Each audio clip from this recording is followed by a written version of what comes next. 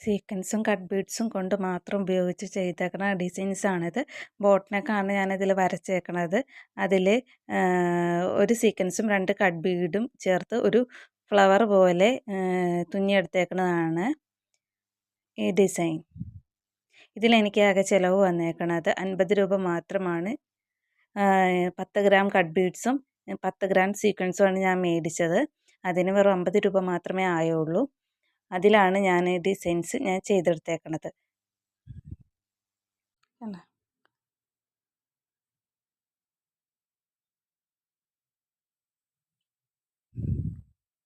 എന്നിട്ടും ബാക്കി എൻ്റെ കയ്യിൽ സീക്വൻസ് ഇത്രയും ബാക്കി, കട്ട് ബീഡ്സ് ഇത്രയും ബാക്കിയുണ്ട്. സീക്വൻസ് ഇത്രയും ബാക്കിയുണ്ട്. ഫസ്റ്റ് ട്രൈ ആണത്. കണ്ടോ?